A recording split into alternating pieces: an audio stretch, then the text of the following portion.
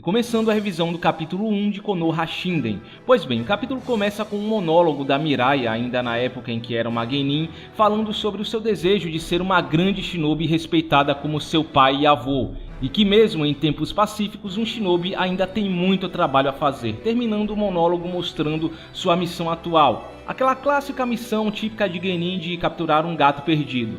Mas aparentemente ela se perdeu do restante de seu time, o que a deixa com medo de levar uma bronca da Kurenai. Até que ela ouve um barulho e, achando que são seus companheiros, vai até lá, mas acaba se deparando com um homem com trajes que remetem a um cowboy, falando sozinho como se estivesse falando com mais pessoas. Alguém que a Mirai reconhece como um dos procurados do Bingo Book. Porém, mesmo com ela tentando se esconder, ele acaba percebendo que está sendo observado e a surpreende, aparecendo atrás dela num piscar de olhos. Ao perceber que a Mirai não passava de uma criança, uma genin que não oferecia riscos, o homem simplesmente dá as costas e segue o seu caminho. Mas a Mirai comete o erro de comentar que sabe quem ele é, Mezu, um assassino que traiu a vila e que usa suas habilidades ninjas para matar pessoas inocentes. Sendo assim, o Mezu não pode mais deixá-la ir com vida, dando um olhar assustador que a deixa paralisada e sem reação. Logo mais mostrando que as informações no Bingo Book não estavam tão corretas. O Mezu não era uma pessoa, mas sim um grupo de assassinos, todos com rostos aparentemente pintados como caveiras. E sem poder fazer mais nada, a Mirai usa o genjutsu da Kurenai neles. Inicialmente parece que ela conseguiu vencer, mas logo é revelado que na verdade ela é quem estava no genjutsu. Após recobrar a consciência, ela ainda tenta resistir usando Kage Shurikens contra o Mezu e até conseguindo fazer um corte nele, o deixando ainda mais irritado, agora pretendendo dar a ela uma morte lenta e sofrida ao invés de uma morte rápida. E após uma rápida discussão envolvendo os valores dos shinobis nos tempos atuais, quando o Mezu está prestes a matar a Mirai, acaba sendo paralisado pelo Shikamaru que aparece na hora H, revelando que a Mirai acabou esbarrando na missão deles, provavelmente algo envolvendo capturar esses assassinos. Nisso, Shikamaru entra em combate com os outros assassinos e no meio da confusão, o Mezu principal, por assim dizer, acaba escapando junto com todos os outros. Mas o Shikamaru parece não estar muito preocupado com isso porque eles escolheram a pior direção para fugir. Logo mais, achando que escaparam dos ninjas de Konoha, os Mezus acabam se deparando com um único homem com o rosto coberto, mas que acaba nocauteando vários deles no instante. E assim, um intenso combate acontece, onde todos os assassinos são derrotados um por um, sobrando apenas o Mezu principal. Sem outra escolha, o Mezu principal acaba partindo para cima do homem que o acerta com um Raiton, logo se revelando como Kakashi na época em que ainda era o sexto Hokage, que por coincidência estava lá em uma de suas caminhadas matinais, algo ironicamente engraçado que surpreende até o Mezu. Voltando para Mirai e Shikamaru, eles têm um clássico momento entre mestre e aluna, onde a Mirai não se considera uma ninja de verdade por ter medo de tudo que aconteceu, e o Shikamaru levanta sua moral dizendo que ela ajudou de uma certa forma lhes dando tempo e que ela deveria estar mais orgulhosa de si mesma, mas acima de tudo lhe ensinando uma lição importante, que quando uma pessoa reconhece que ainda não está qualificada, significa que ela já é. E agora que ela está ciente disso, deve pensar nisso como o início de sua jornada real, terminando numa cena bem bonita com o sol se pondo atrás deles. Até que o restante do time da Mirai aparece, onde inclusive dá pra ver que o Shikamaru não é exatamente o sensei do time dela em si. Creio que a relação deles deve ser algo parecido com a relação entre Naruto e Jiraiya ou Sakura e Tsunade. Voltando ao escritório do Hokage, Kakashi e Shikamaru estão discutindo sobre os últimos acontecimentos, até que eles acabam falando na Mirai, onde o Kakashi comenta que acredita que ela se tornará uma grande ninja e o Shikamaru concorda. E chegando ao final do capítulo, o foco muda para tempos mais atuais, onde a Mirai acaba encontrando aquele mesmo gato, agora um pouco mais crescido em seu caminho para a missão, mas logo percebe que ele estava sendo procurado por um time de genins ali perto, curiosamente o time 15, o time da Sumire, que pela primeira vez aparece completo no contexto do mangá, com Namida e Wasabi. Sendo assim, ela deixa o gato ir embora, já que era a missão de outras pessoas, e segue o seu caminho, enquanto é esperada por Kakashi e Gai nos portões da vila, prontos para partir para o País do Vapor, o mesmo país de origem do Hidan. Agora, indo para as considerações finais, assim como em Sasuke Hetsuden, 99% desse capítulo não existe na novel ou na adaptação para anime. Esse passado da Mirai não aconteceu, mas ainda assim está longe de ter sido uma adição ruim. Diferente do primeiro capítulo de Sasuke Hetsuden, que teve a intenção de situar o leitor sobre a missão do Sasuke pela falta da primeira light novel da série Hetsuden, acho que a intenção aqui foi dar umas camadas a mais para Mirai antes da história em si começar, mostrando suas incertezas e dilemas como ninja, que serão abordados no decorrer da história, especialmente se essa adaptação for fiel à novel, onde algumas dessas questões envolvendo o valor de um ninja ou a vontade da Mirai de se provar como uma grande ninja são mais aprofundadas. E também dar um toque a mais de ação, porque a novel Konoha Shinden é bem paradinha e focada em alívio cômico, bem como visto na adaptação para anime, apesar de uns detalhezinhos a mais aqui ou ali. Mas além disso, foi um capítulo que trouxe, mesmo que de forma bem superficial, um conflito de ideias bem interessante sobre o papel dos ninjas nessa nova era. De um lado, Mezu considerando os ninjas e seus ideais algo ultrapassado, relíquias do passado, e do outro lado a Mirai defendendo a ideia de que por mais que os tempos mudem, sempre haverá aqueles que precisam dos ninjas. É até engraçado parando para pensar que uma criança está defendendo a tradição enquanto um velho está lutando contra ela. Confesso que esse grupo de assassinos, os Mezu, foram interessantes ao ponto de eu acabar o capítulo e ficar curioso para saber quem são eles e o que os levou a ter essa ideologia. Pena que no final das contas eles foram nada mais do que um artifício para criar um conflitozinho onde Shikamaru e Kakashi tiveram alguns momentos épicos. Inclusive o comentário da Mirai dizendo que até esse dia chegar eles vão suportar não importa o quanto doloroso seja, isso é o que faz um verdadeiro shinobi, parece remeter muito à discussão entre Kawaki e Boruto no capítulo 1, onde por mais que o Kawaki diga que a Era dos Ninjas acabou, o Boruto resiste dizendo que apesar disso ainda é um ninja. Um tema que eu gostaria que fosse abordado mais vezes em Boruto. Acho que a última vez que vimos alguma discussão sobre o conflito do velho versus o novo, ou questionamentos sobre o papel dos ninjas nos tempos atuais, foi durante o arco AO. No passado achei que esse seria um dos temas principais da obra, com a introdução da Kara e ferramentas ninjas científicas. Pode-se dizer que a única parte referente à light novel mesmo foram as páginas finais com Kakashi e Gai esperando a Mirai no portão. A ida dela para a missão é bem diferente, tanto na novel quanto na adaptação para anime. Mas diria que essa parte referente ao presente, mesmo sendo bem curtinha, foi interessante, finalmente dando alguma presença a alguns personagens da nova geração, além dos habituais personagens do time 7 e 10 no contexto do mangá, algo que eu venho sentindo falta há muito tempo no mangá de Boruto. Essa é a primeira vez, fora os mangás SDs, que Namida e Wasabi aparecem no contexto do mangá. Como eu já disse na revisão do último capítulo de Boruto, não estou exigindo ou esperando um super desenvolvimento do restante da nova geração, até porque o anime tá aí para isso. Eu já estou num ponto em que já aceitei que esses personagens não terão o devido espaço ou desenvolvimento no contexto do mangá. Mas pelo menos que seja mostrado que eles existem, que eles estão em volta do que está acontecendo, e esses momentos mais casuais são perfeitos para isso. Esse capítulo mostra que não é difícil, que não precisa de muito. Rezo e espero que não fiquemos dependentes de extras como esse só para termos algum vislumbre do restante da nova geração.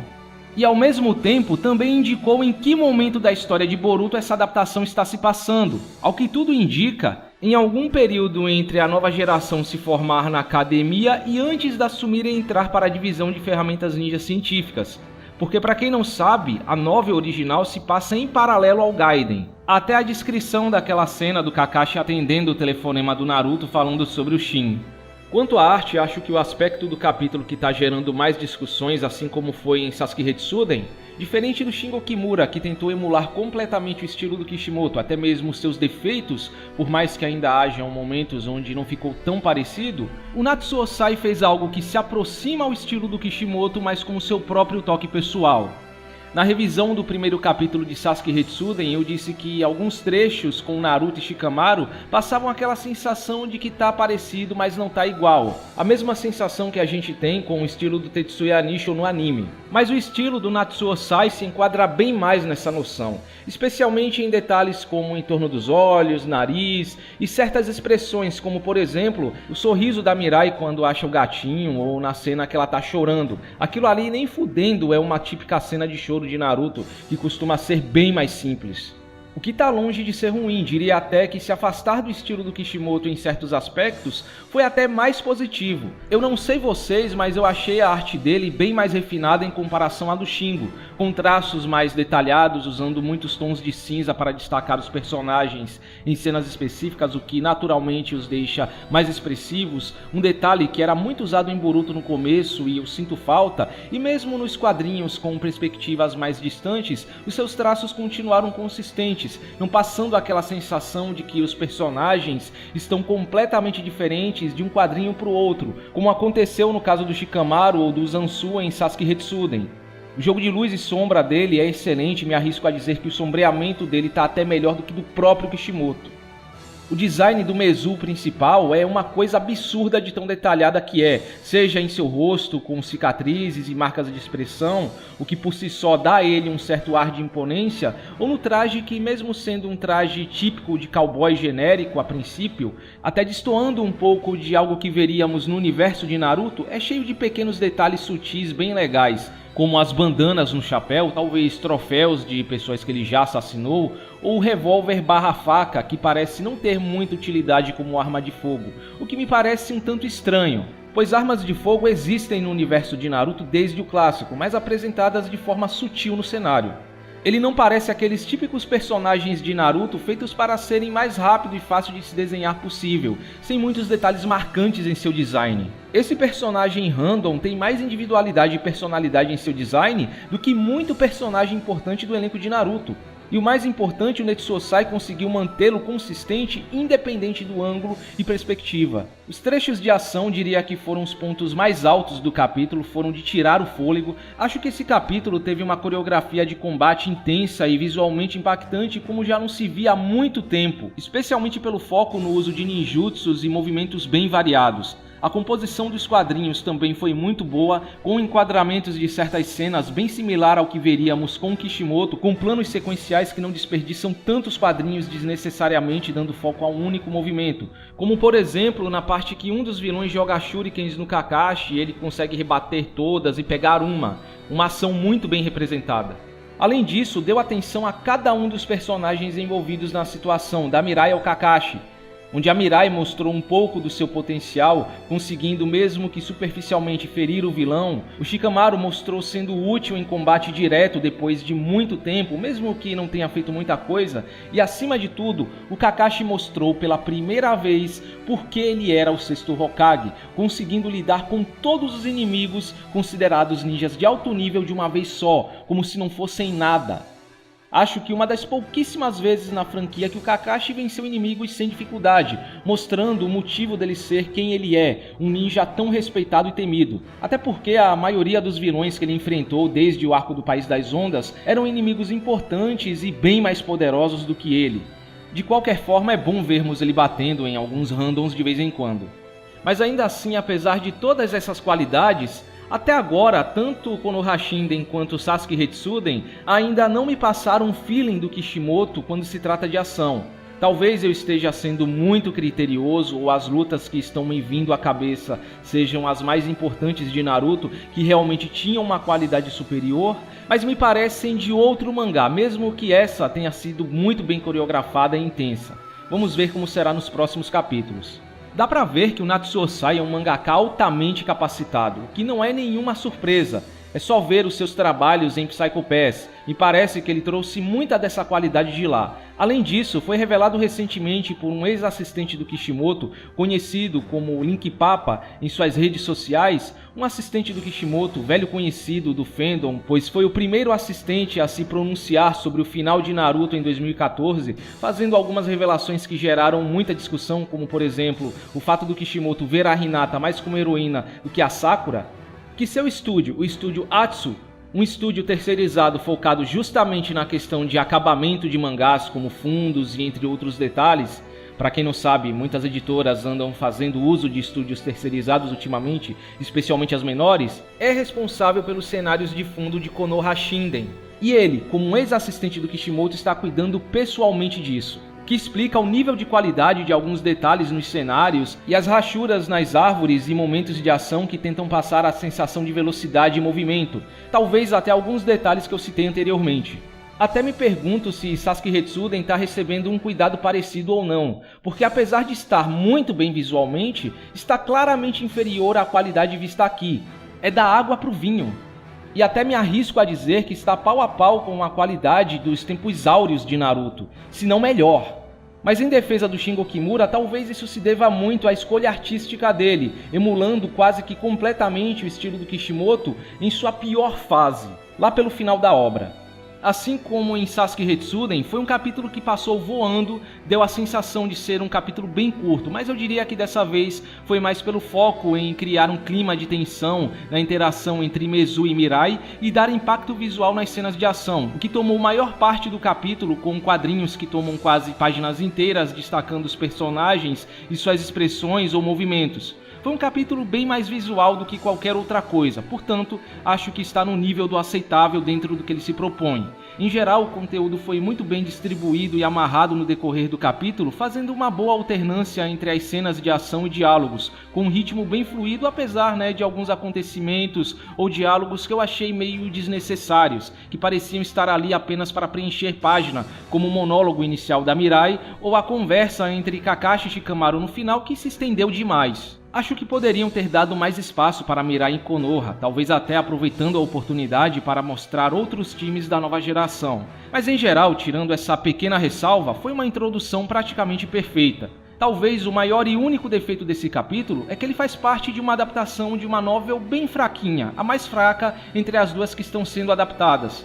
É uma pena que muito provavelmente não teremos algo nesse nível nos próximos capítulos se essa adaptação seguir à risca a novel ou a adaptação para anime. Rezo para que tenhamos algumas mudanças e adições, no mínimo próximas do que recebemos neste capítulo. Bom, então é isso, espero que tenham gostado da revisão e nos vemos no próximo vídeo.